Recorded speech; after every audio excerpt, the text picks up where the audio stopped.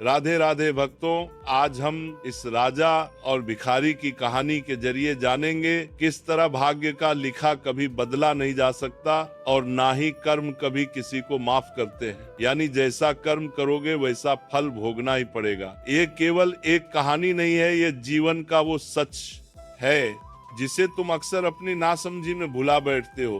भक्तों, जीवन में जो कुछ भी मिलता है, चाहे वो सुख हो या दुख, सब तुम्हारे ही किए हुए कर्मों का फल है। कर्म ही प्रधान है। जो जैसा करता है उसे वैसा ही फल चखना पड़ता है। एक बूढ़े गिद्ध ने एक बार बड़ी अच्छी बात कही थी कि भाग्य का लिखा कभी नहीं मिटता। पर भक्तों, ये भाग्य है क्या? ये कोई आकाश से टपकी हुई लकीर नहीं है। ये तुम्हारे ही पिछले जन्मों का, तुम्हारे ही पिछले कर्मों का एक हिसाब किताब है जो आज किस्मत बनकर तुम्हारे सामने खड़ा है। भगवान के न्याय से कोई बच नहीं सकता। जो लिख दिया गया है, जो तुम कर आए हो वो अपने समय पर होकर ही रहेगा। लेकिन भाई, इंसान को गरीब से राजा बनाने की ताकत भी इन्हीं हाथों के अच्छे कर्मों में है। आज मैं तुम्हें एक कहानी सुनाता हूं। बड़ी पुरानी बात है, पर इसमें जो ज्ञान है वह आज भी उतना ही ताजा है। इसे ध्यान से सुनना और अपने जीवन में उतारना। एक नगर में एक बहुत महान राजा राज करता था। धन दौलत की कोई कमी नहीं थी। अनाज के भंडार भरे हुए थे। एक दिन वह राजा अपने दरबार में बैठा था। बड़े बड़े मंत्री और ज्ञानी लोग उसे घेरे हुए थे। तभी द्वारपाल की इजाजत से दरबार में एक भिखारी आया। अरे भक्तों, उस भिखारी की हालत देखकर पत्थर दिल भी पिघल जाए। बहुत कमजोर शरीर, हड्डियां दिखाई दे रही थी शरीर पर। मैले कुचले फटे हुए कपड़े और आंखों में बेबसी और लाचारी थी। पेट अंदर ढंसा हुआ, मानो कई दिनों से अनाज का एक दाना भी नहीं मिला हो।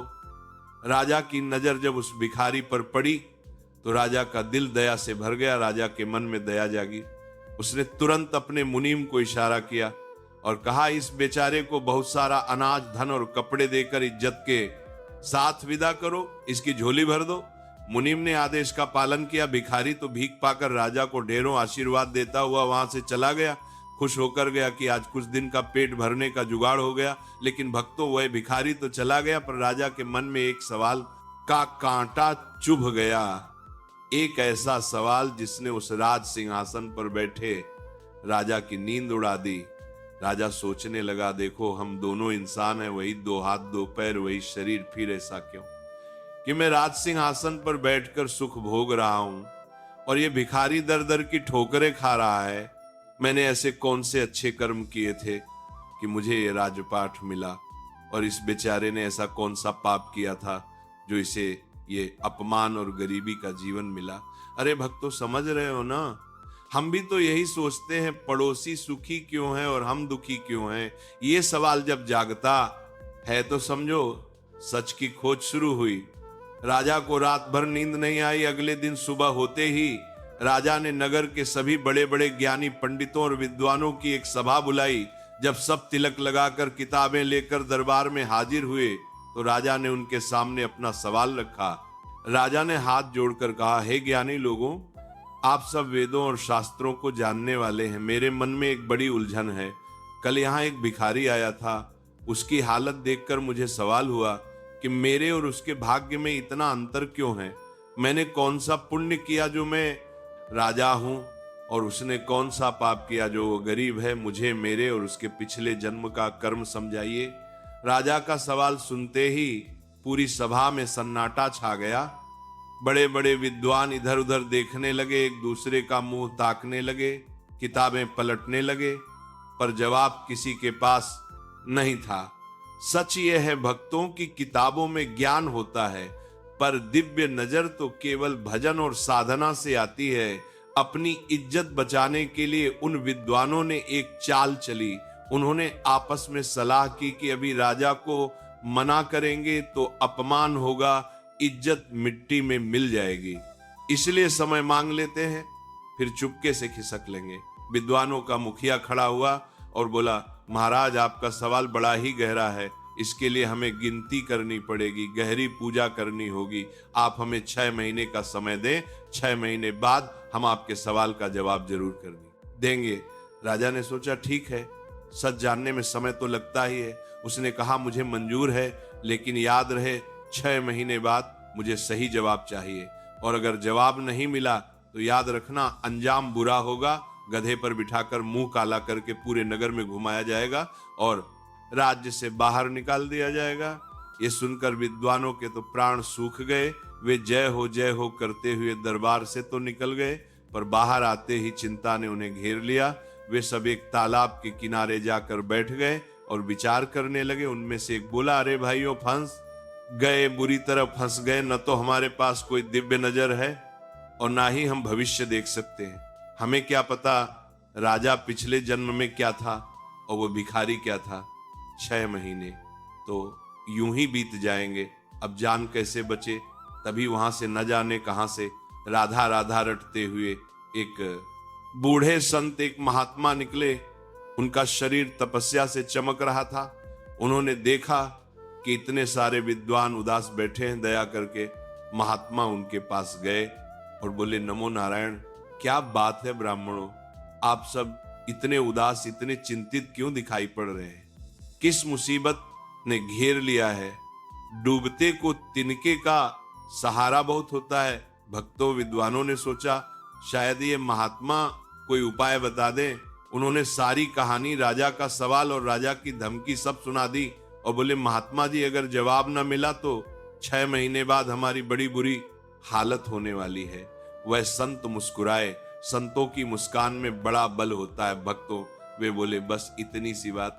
अरे तुम बेकार चिंता करते हो। मैं जानता हूं कि तुम्हारे राजा को किस पुण्य के असर से यह राज्य मिला है। ये सुनते ही विद्वानों की आंखों में चमक आ गई। वे महात्मा के चरणों में गिर पड़े। महाराज, बता दीजिए, हमारी जान की रक्षा कीजिए।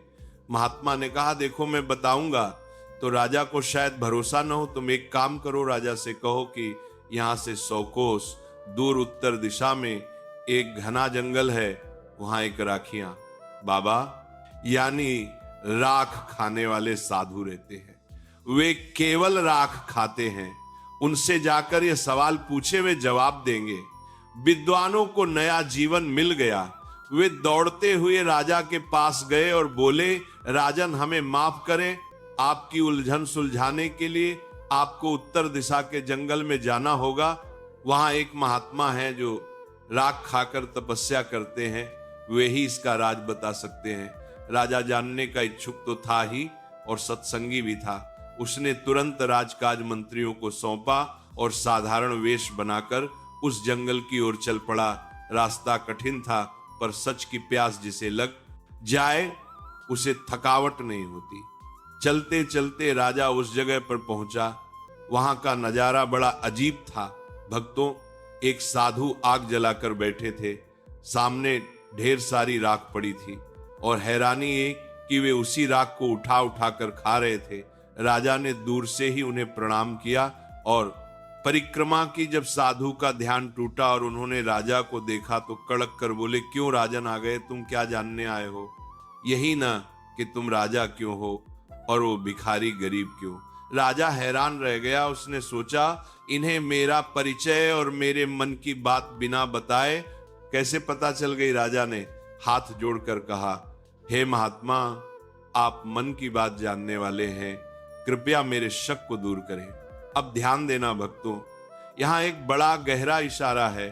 उस राखिया बाबा की आंखों में आंसू आ गए और वे बड़े दुख से बोले, राजन, मेरे पास तुम्हारे सवाल का जवाब नहीं है, या यूं कहूं कि मैं जवाब देने का अधिकारी नहीं हूं। अगर मैं बोलूंगा तो मेरा मुंह जल जाएगा। लेकिन निराश मत हो यहां से और 50 कोस आगे जाओ। वहां एक और महात्मा है जो आग खाते हैं। वे तुम्हें तुम्हारे सवाल का सही जवाब देंगे। राजा फिर निराश हुआ, पर उम्मीद नहीं छोड़ी। वो और आगे बढ़ा। शरीर थक रहा था, पर मन में तड़प थी कि सच क्या है, कर्म की गति क्या है। वो उस दूसरे साधु के पास पहुंचा। वहां का नजारा और भी डरावना था। एक साधु जलते हुए अंगारे सुलगती हुई आग को उठाकर अपने मुंह में डाल रहे थे। राजा डर गया, उसने श्रद्धा से प्रणाम किया। जब उन महात्मा की नजर राजा पर पड़ी तो उनकी आंखों में भी वही दुख था जो पहले साधु की आंखों में था। राजा ने अपना दुख सुनाया। उस आग खाने वाले साधु ने कहा, हे राजन, मैं तुम्हारे दुख का कारण जानता हूं। मैं ये भी जानता हूं कि तुम पिछले जन्म में कौन थे, लेकिन अजीब बात देखो, मैं चाहकर भी तुम्हें अपने मुंह से ये नहीं बता सकता। मेरा कर्म मुझे बोलने की इजाजत नहीं देता, पर तुम्हारी इच्छा शांत जरूर होगी। राजा ने पूछा, प्रभु अब मैं कहां जाऊं? साधु ने कहा, सुनो राजन, यहां से कुछ दूर चीलगढ़ नाम का एक नगर है। वहां एक बहुत बड़ा सेठ रहता है जिसका नाम संजय है। आज उसके घर एक बेटे का जन्म होने वाला है। तुम जल्दी वहां जाओ। वह नया जन्मा बच्चा जो अभी अभी पैदा होगा वह तुम्हें बताएगा कि तुम्हारे राजयोग का कारण क्या है और हम सबकी इस बुरी हालत का कारण क्या है। पर एक बात ध्यान रखना राजन, वह बच्चा जन्म लेने के केवल कुछ ही समय यानी 4 घंटे तक जिंदा रहेगा। उसके बाद वह मर जाएगा। जैसे ही वह मरे उसके घर वाले उसे शमशान ले जाएंगे। तुम पीछे पीछे जाना। जब वे उसे दफना कर चले जाएं तो तुम उस बच्चे की लाश को बाहर निकालना। उस समय वह शरीर उस मरी हुई आत्मा की शक्ति से कुछ पलों के लिए जिंदा होगा और तुम्हारे सारे सवालों का जवाब देगा। ये बात सुनकर राजा का दिल बैठ गया। एक नन्हा सा बालक अभी जन्मा भी नहीं और उसकी मौत की भविष्यवाणी और वह राजा को ज्ञान देगा। अजीब लीला है प्रभु की। राजा तुरंत चीलगढ़ की ओर दौड़ा। जैसे ही वह नगर में पहुंचा, सेठ के घर के बाहर उत्सव का माहौल था। शहनाइयां बज रही थीं, मिठाइयां बंट रही थीं। राजा एक कोने में भेष बदलकर बैठ गया और इंतजार करने लगा।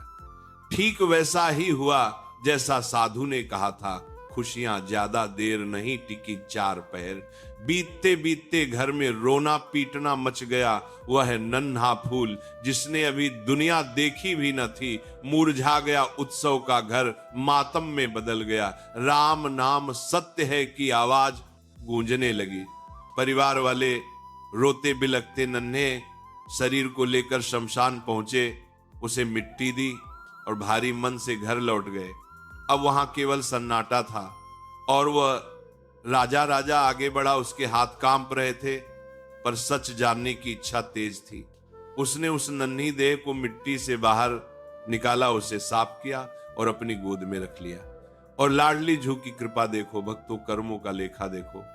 उस मरे हुए बालक ने अपनी आंखें खोली। उसकी आंखों में एक नए जन्म में बच्चे का भोलापन नहीं बल्कि एक बूढ़े ज्ञानी की गंभीरता थी। उस बालक ने राजा को देखा और मुस्कुराया। बालक बोला, हे राजन, मुझे पहचानते हो? नहीं पहचान पाओगे, माया का पर्दा बड़ा गहरा है। राजा ने कांपते हुए पूछा, हे दिव्य आत्मा, आप कौन हैं? और आप वो राख खाने वाले साधु, वो आग खाने वाले साधु, और मैं, हम सबका आपस में क्या रिश्ता है और मैं राजा क्यों बना? उस बालक ने एक गहरी सांस ली और अपनी कहानी, जो हम सबकी कहानी हो सकती है, सुनानी शुरू की। बालक बोला, राजन बड़े ध्यान से सुनना, ये कहानी पिछले जन्म की है। पिछले जन्म में हम 4 भाई थे, सगे भाई तुम, मैं, वो राख खाने वाला साधु और वो आग खाने वाला साधु। हम चारों एक ही आश्रम में पढ़ते थे, ब्रह्मचारी थे। उस समय बहुत बड़ा अकाल पड़ा था। हम चारों को 3 दिनों से अनाज का एक दाना भी नहीं मिला था। भूख से पेट में दर्द हो रहा था, जान गले तक आ गई थी। चौथे दिन हमें कहीं से थोड़ा थोड़ा आटा मिला। हमने बड़ी मुश्किल से 4 रोटियां बनाई। अभी हम खाने बैठने ही वाले थे, पहला निवाला मुंह में डालने ही वाले थे कि तभी दरवाजे पर नमो नारायण की आवाज आई।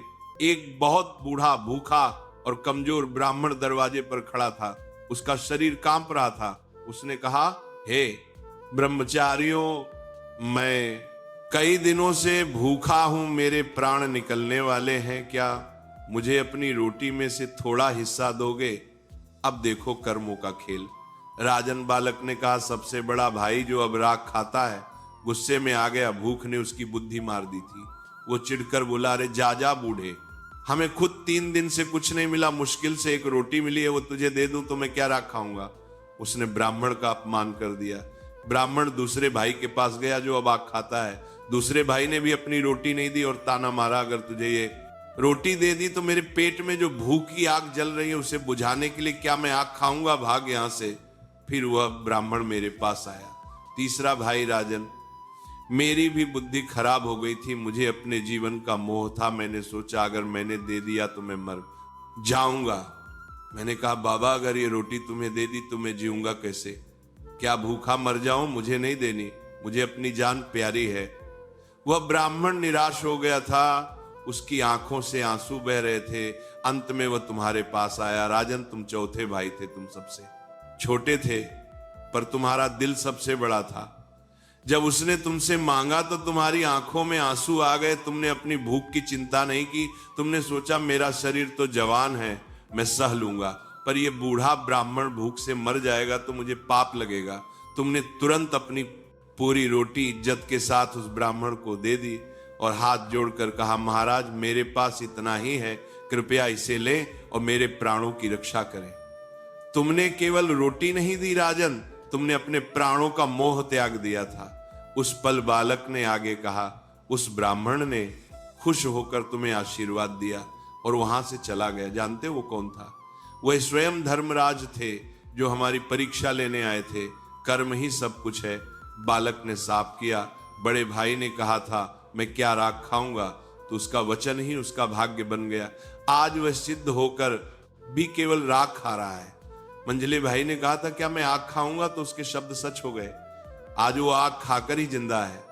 मैंने कहा था क्या मैं मर जाऊं तो मुझे जीवन तो मिलता है, पर जीने का सुख नहीं मिलता। मैं बार बार जन्म लेता हूं और जन्म लेते ही मर जाता हूं। ये मेरी सजा है कि मुझे जीवन से इतना मोह था, अब जीवन मुझसे खेल रहा है। और तुम हे राजन, तुमने अपना सब कुछ दिया था, तुमने बिना किसी स्वार्थ के दान किया था, इसीलिए उस पुण्य के असर से आज तुम राजा हो, तुम्हें सब सुख मिले हैं। यह तुम्हारे त्याग का फल है। इतना कहकर उस दिव्य बालक ने अपनी आंखें हमेशा के लिए बंद कर ली और उसका शरीर फिर से बेजान हो गया। राजा सन्न खड़ा रह गया, उसकी आंखों से लगातार आंसू बहने लगे। उसे समझ आ गया था कि यह सारा खेल कर्मों का है। उसने उस शिशु का अंतिम संस्कार किया और अपने महल लौटा। पर अब वो वही राजा नहीं था, अब वो एक भक्त बन चुका था। उसने अपना पूरा जीवन, अपना पूरा खजाना दुखियों, संतों और समाज की सेवा में लगा दिया। तो भक्तों, हाथ जोड़ते हुए लाडली जू के चरणों में ध्यान लगाकर इस बात को समझो। तुम कहते हो मेरे साथ ही बुरा क्यों होता है? अरे ये तुम्हारे ही बोए हुए बीज हैं जो आज पेड़ बनकर कांटे चुभा रहे हैं। किसी को ताना मत मारो, दरवाजे पर आए हुए को भगाओ मत अपनी थाली में से। अगर एक निवाला भी तुम किसी भूखे को दे सको तो समझना तुमने स्वर्ग का दरवाजा खोल लिया। जो तुम दूसरों को दोगे वही 1000 गुना होकर तुम्हारे पास लौट कर आएगा। स्वार्थ तुम्हें उस बच्चे की तरह बना देगा जो बार बार मरता है। घमंड तुम्हें राख और आग खिलाएगा, लेकिन त्याग तुम्हें राजा बना देगा। चाहे धन से राजा न भी बनो, पर मन से और आनंद से राजा जरूर बन जाओगे। जीवन बहुत छोटा है प्यारो, इसे मैं और मेरा में बेकार मत करो। राधा राधा रटो और जितना बन सके भलाई करो, क्योंकि अंत समय में न ये शरीर साथ जाएगा, न ये धन दौलत साथ जाएगा, तो केवल तुम्हारा भजन और तुम्हारा किया हुआ दान। बोलिए श्री वृंदावन बिहारी लाल की जय। राधा वल्लभ श्री हरिवंश जय जय श्री राधे।